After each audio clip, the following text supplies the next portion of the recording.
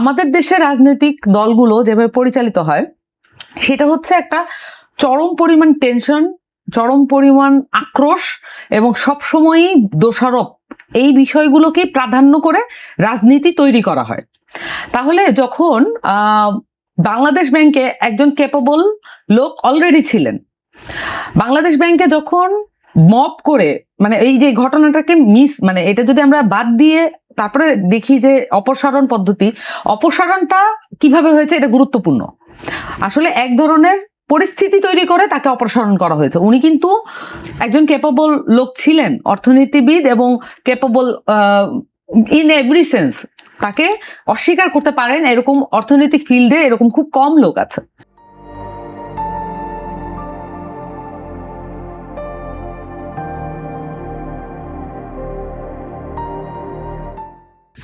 So যখন অপসারণ করা হলো, তারপরে যাকে বসানো হলো তখন তাকে তার যোগ্যতা নিয়ে প্রশ্ন উঠলো।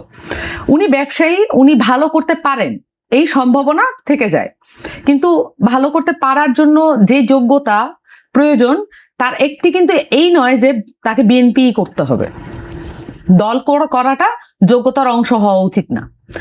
কিন্তু সেক্ষেত্রে আমরা দেখলাম উনি বিএনপি করেন, বিএনপির যে পদ হোল্ড করেন আমি জানি না, কিন্তু আমি এটাই বলছিলাম।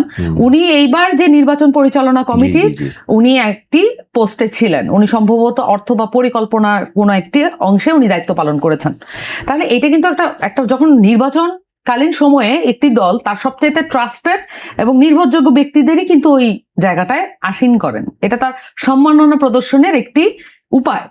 সেই জায়গায় উনি যখন এই দায়িত্বটি পালন করেছেন, তাহলে তখন প্রশ্ন আসে, যখন ঘটনাগুলো ইমিডিয়েট ঘটে, তখন প্রশ্নটা আসে এটা কি উপহার ছিল কিনা, মানে তার প্রতি গ্র্যাটিটিউড, মানে কৃতজ্ঞতা প্রদর্শনের কোনো একটা জায়গা কিনা।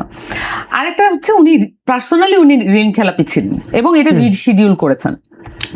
এখন আমাদের দেশে যেগুলো প্র্যাকটিক্যাল প্রবলেম সেগুলো আমাদেরকে দেখতে হবে, যে ঋণ খেলাপি দেরকে রিশিডিউল করানো এটা হচ্ছে একটা পলিটিক্যাল অ্যাক্ট, তাই না? পলিটিক্যাল যে বোঝাপড়া এবং তার যে রেফারেন্স এগুলো ইউজ করে রিশিডিউল করা যায়। তাহলে যখন উনি নিজেও রিশিডিউল করেছেন এবং উনি তো জানেন তাহলে প্রসেসটা কি, এটা জানেন না এমন কোনো ব্যবসায়ী যদিও নেই, তারপরে উনি জানেন বিশেষভাবে। তাহলে আমাদের দেশে ব্যবসায়ীরা ঋণ খেলাপি হন এবং যারা বেসিক্যালি পলিটিক্যালি খুব কাছাকাছি থাকেন, তাদের রিশিডিউল করার প্রবণতা স্ট্যাটিস্টিক্যালি বেশি। আর যারা পলিটিক্যালি কাছাকাছি থাকেন না, তারা কাউকে না কাউকে আশ্রয় মেনে তখন রিশিডিউলটা করেন। এইটাই বাংলাদেশের কালচার। এখন আসে দুদকের প্রসঙ্গ। একটি প্রতিষ্ঠান কখন কাজ করবে? যখন তার উপরে কোনো রাজনৈতিক হস্তক্ষেপ বা স্বার্থকেন্দ্রিক হস্তক্ষেপ বা চাপ প্রয়োগ করা হবে না।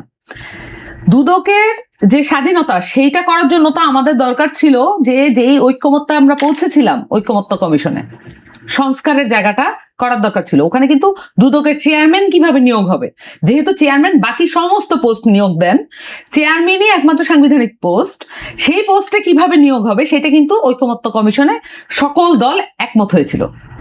বিএনপির কিছু আলাদা মতামত ছিল, বিএনপির যে আলাদা মতামত সেইগুলো পর্যন্ত সংস্কারে বাস্তবায়ন হয়নি। এখন আমি কিভাবে এই প্রতিষ্ঠানকে আর কাজে লাগাতে পারি? দুদক কিন্তু বাংলাদেশের মানুষের প্রতিষ্ঠান, এটা কোনো ব্যক্তি কোনো পার্সোনাল প্রয়োজনে ব্যবহৃত হওয়ার প্রতিষ্ঠান না। তাহলে দুদকের ফাংশনালিটির উপরে বাংলাদেশের প্র্যাকটিক্যাল প্রবলেমটা কি, যে আমাদের যে পলিটিশিয়ানরা, আমরা ভালো পলিটিশিয়ান পাবো কি পাবো না, স্বচ্ছ পলিটিশিয়ান পাবো কি পাবো না, এটা দুদকের স্বচ্ছতার উপর ডিপেন্ড করছে। আপনি দেখেন, এটা আমাদের দুর্ভাগ্য হতে পারে কিন্তু এটাই সত্য। তাহলে আমার কাছে মনে হয় যে বিএনপির যে দুদক কেন্দ্রিক বা প্রতিষ্ঠান কেন্দ্রিক যে কার্যক্রম, ইভেন জুডিশিয়াল যে সচিবালয় সেগুলোকে বিলুপ্ত ঘোষণা করা, এই বিষয়গুলো মিলিয়ে আসলে প্রতিষ্ঠানকে, বাংলাদেশের যে রাষ্ট্রীয় প্রতিষ্ঠানগুলোকে দুর্বল করার যে আওয়ামী পদ্ধতি, সেটার এক ধরনের রিফ্লেকশন ঘটছে। আমি বলছি না ওনারা আওয়ামী লীগের মতো করছেন, BNP will never be N Awami League, এটা হবে না, কিন্তু ওনাদের যে ওই যে আওয়ামী লীগের যে প্রতিষ্ঠান ধ্বংসকারী প্রবণতা বা পদ্ধতি সেইটা অনুসরণ করা হচ্ছে।